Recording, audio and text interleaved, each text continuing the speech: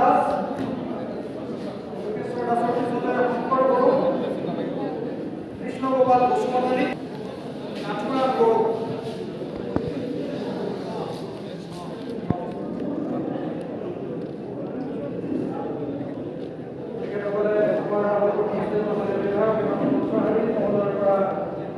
আবণ্টন পত্ৰ সংগ্ৰহ কৰিছে। তেখেতসকল নালা ৰাজহ চক্ৰৰ ভূমিহীন খিলঞ্জীয়া পাতিতা।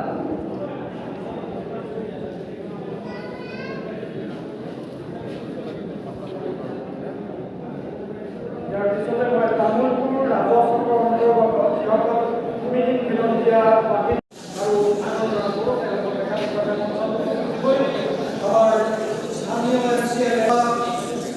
সংগ্ৰহ কৰিবলৈ আহ্বান জনাইছোঁ।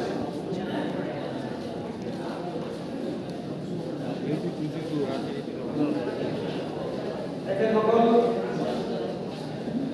বাগানপাৰা ৰাজহ চক্ৰৰ খিলঞ্জীয়া ভূমিৰ বাসিন্দা আৰু এইবাৰ আমাৰ ষষ্ঠটো ৰাজহ চক্ৰ জিলাৰ গণেশ্বৰ ৰাজহ চক্ৰৰ যিসকলে আগুন বড়ো আৰু ইছলামী তেখেতসকলক উত্তৰণ কৰিব। আমাৰ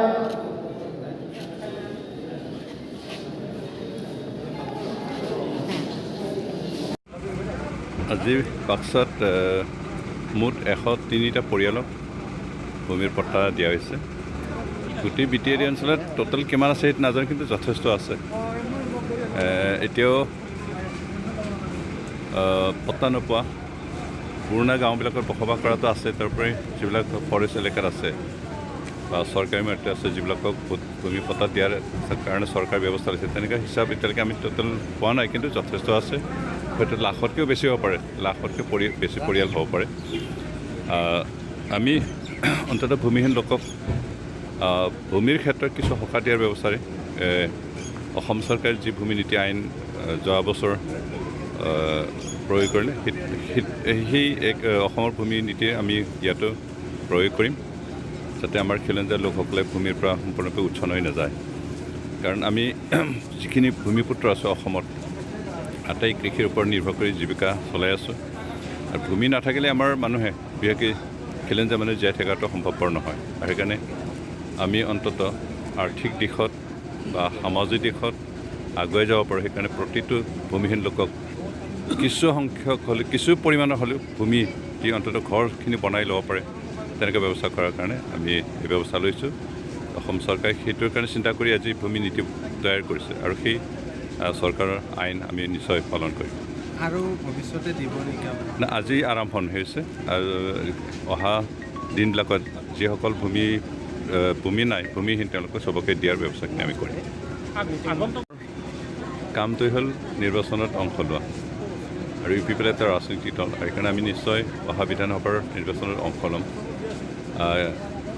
এতিয়ালৈকে আমি কেনেকৈ ল'ম সেইটো সিদ্ধান্ত কৰা নাই, কিন্তু আমি ইলেকশ্যনত আমাৰ প্ৰাৰ্থী থাকিব, আৰু অসমৰ প্ৰায় আমি 23-24টা সমষ্টিত প্ৰাৰ্থী দিম। কেনেকুৱা দিব সেইটো এতিয়ালৈকে কোৱা টান, কিন্তু আমি সিদ্ধান্ত হৈছে নিৰ্বাচন খেলিম।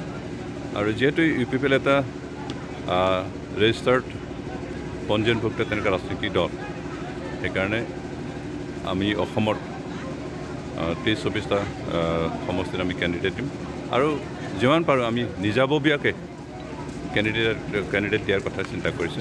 আপোনালোকে মিত্ৰতা আছে 3টা দলৰ মাজত, তেনেকৈ মিত্ৰ হিচাপে নিৰ্বাচন খেলিব নে নিজাববীয়াকৈ? সেইটো এতিয়ালৈকে আমি সিদ্ধান্ত লোৱা নাই, কিন্তু বৰ্তমান স্থিতিত আমি ইয়াকে সিদ্ধান্ত লৈছে যে ইউ পি পি এলে নিজাববীয়াকৈ কেণ্ডিডেট দিব। বিগত সময়ত মানে শিক্ষক আমাৰ সমস্যা বহুত, অকল শিক্ষা বিষয়ত সমস্যা নহয়। আমাৰ বি টি চি অঞ্চলত শিক্ষাৰ সমস্যাটো আছে, তাৰোপৰি আনএমপ্লয়মেণ্ট সমস্যা আছে, খোৱাপানীৰ সমস্যা আছে, ৰাস্তা পদূলিৰ সমস্যা আছে, চিকিৎসা ব্যৱস্থাৰ অভাৱৰ সমস্যা আছে, গোটেইখিনি সমস্যা আছে। আৰু এই সমস্যাখিনি সমাধান কৰিবৰ কাৰণে বিগত সময়ৰ যি 17টা বছৰ ৰাজত্ব কৰি গ'ল, তেওঁলোকে একো নকৰিলে। সেইকাৰণে গোটেইখিনি সমস্যা আমি সমাধান কৰাৰ কাৰণে এটা সিদ্ধান্ত লৈছোঁ। ইতিমধ্যে শিক্ষা সমস্যা সমাধানৰ কাৰণে এটা ৰাস্তা আহি আছে, সেইটো হ'ল যোৱা বছৰ 27 জানুৱাৰীত যি BTAD চুক্তি হ'ল, BTR চুক্তি, সেই চুক্তিত এটা কথা স্পষ্টকৈ লিখা আছে যে অসমৰ বিশেষকৈ BTR অঞ্চলৰ যিখিনি ভেঞ্চাৰ স্কুল আছে, LP স্কুল, ME স্কুল, হাই স্কুল, গোটেইখিনি প্ৰভিঞ্চিয়েলাইজ কৰা হ'ব বুলি কোৱা হৈছিল আৰু সেইটো আমি ইমপ্লিমেণ্ট কৰিম, ৰূপায়ণ কৰিম। তাৰোপৰি ইয়াত অৱশ্যে দুটা মিডিয়ামৰ কথাও আছে, অসমীয়া মিডিয়াম, বড়ো মিডিয়াম যিমান স্কুল আছে। তাৰপিছত BTADৰ বাহিৰত অসমৰ যিবিলাক বড়ো মিডিয়াম ভেঞ্চাৰ স্কুল আছে সেই গোটেইখিনি প্ৰভিঞ্চিয়েলাইজ কৰা হ'ব। সেইটো 99 যিটো কিবা শিক্ষক নিযুক্তিৰ ক্ষেত্ৰত যিটো কেলেংকাৰী হৈছিল সেই বিষয়টো আমি চালি জাৰি চাম, যিহেতু এই বিষয়টো এতিয়া হাইকোৰ্টত কেছ চলি আছে আৰু কেছ চলি থকা অৱস্থাত অৱশ্যে সিদ্ধান্ত লোৱাটো সম্ভৱপৰ নাই। কেছৰ ৰিজাল্ট কেনেকৈ আহে, ৰিজাল্ট অহাৰ পিছতে ইয়াৰ বিষয়ে আমি চিন্তা কৰিব পাৰিম। BTR চুক্তিৰ যিখিনি দফা আমি ইতিমধ্যে আৰম্ভণি কৰিলোঁ, বহুতো এতিয়াও বাকী আছে। আমি এটাৰ পিছত এটাকৈ ৰূপায়ণ কৰি গ'ম, এটাও বাদ নোপোৱাকৈ আমি ৰূপায়ণ কৰাৰ কাৰণে তৎপৰতা ব্যৱস্থা ল'ম। ইতিমধ্যে আমি কেইটামান চুক্তি ৰূপায়ণ হৈ গ'ল, বাকী আছে সেইখিনি আমি ৰূপায়ণ কৰিম। বিগত 17 বছৰত VCDC কোনো নিৰ্বাচন নহ'ল, এইবাৰ আপোনালোকে কিবা চিন্তা কৰিছে নেকি? VCDC নিৰ্বাচনটো অৱশ্যে যিহেতু এইটো 6 শিডিউল আৰু 6 শিডিউলত পঞ্চায়তী আইন প্ৰৱৰ্তন নহয় আৰু সেইকাৰণে VCDC নিৰ্বাচন হ'ব লাগিলে পাৰ্লিয়ামেণ্টত 6 শিডিউল এৰিয়াটো পঞ্চায়তী এক্ট ইমপ্লিমেণ্ট হ'ব লাগে বুলি এটা বিল পাছ কৰিব লাগিব আৰু সেই বিষয়টো ইতিমধ্যে চিন্তা চৰ্চা কৰি থকা হৈছে। আজি প্ৰায় 10 বছৰ আগৰ পৰাই পাৰ্লিয়ামেণ্টত এই বিষয়ে বিল অনাৰ কথা আছিলে, কিন্তু এতিয়ালৈকে অনা নাই। কিয় অনা নাই সেইটো আমি চালি জাৰি চাম, কাৰণ নিৰ্বাচন নহ'লে গাঁও অঞ্চলৰ উন্নয়নৰ যিখিনি ফাণ্ড আহিব লাগে সেইখিনি অলপ বাধা পৰে। আমি সেইকাৰণে বিচাৰোঁ যে VCDCটো নিৰ্বাচন হওক আৰু তাৰ কাৰণে আমি চৰকাৰক হেঁচা দিছোঁ যে পাৰ্লিয়ামেণ্টত 6 শিডিউল এৰিয়াটো পঞ্চায়তী এক্ট ইমপ্লিমেণ্ট হ'ব লাগে বুলি এটা বিল পাছ হওক। সেই কথাখিনিৰ কাৰণে আমি পাৰ্লিয়ামেণ্টত ভাৰত চৰকাৰ আমি হেঁচা দিম আৰু ইতিমধ্যে তেওঁলোকে চিন্তা চৰ্চা কৰিছে, কিন্তু ইমপ্লিমেণ্ট কৰা নাই। আমি আশা কৰোঁ যে উইদিন শ্বৰ্ট পিৰিয়ড তেওঁলোকে অন্ততঃ পাৰ্লিয়ামেণ্টত 6 শিডিউল এৰিয়াটো পঞ্চায়তী এক্ট ইমপ্লিমেণ্ট হ'ব লাগে বুলি এটা বিল পাছ কৰক আৰু তেতিয়াই নিৰ্বাচন সম্ভৱপৰ হ'ব। স্থাপন হোৱা নাই মানে বহুতো বাকী আছে। তাৰমানে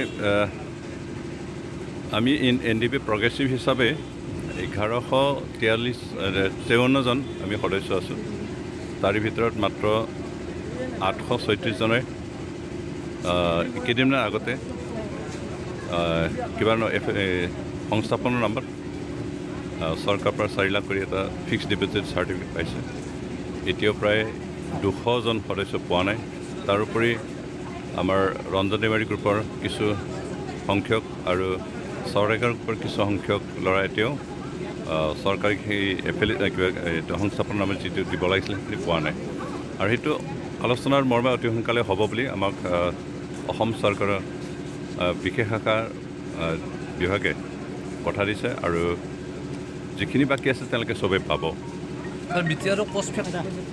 এগ্ৰিমেণ্টৰ যিটো আছে যে BTAD অঞ্চলত এটা কোষ্ট ফেক্টৰী বনোৱা হ'ব, কথাখিনি অলপ কেন্দ্ৰ চৰকাৰ বিশেষকৈ ৰেলৱে ডিপাৰ্টমেণ্টৰ লগত যোগাযোগ কৰা হৈছে। এতিয়ালৈকে খাটাং হোৱা নাই তেওঁলোকে কেতিয়া আৰম্ভ কৰিব, কিন্তু আমি প্ৰচেছটো আৰম্ভ কৰিছোঁ। চৰকাৰ বিশেষকৈ ৰেলৱে ডিপাৰ্টমেণ্টৰ পৰা এতিয়ালৈকে স্পষ্ট তেওঁলোকে উত্তৰ অহা নাই। নমস্কাৰ।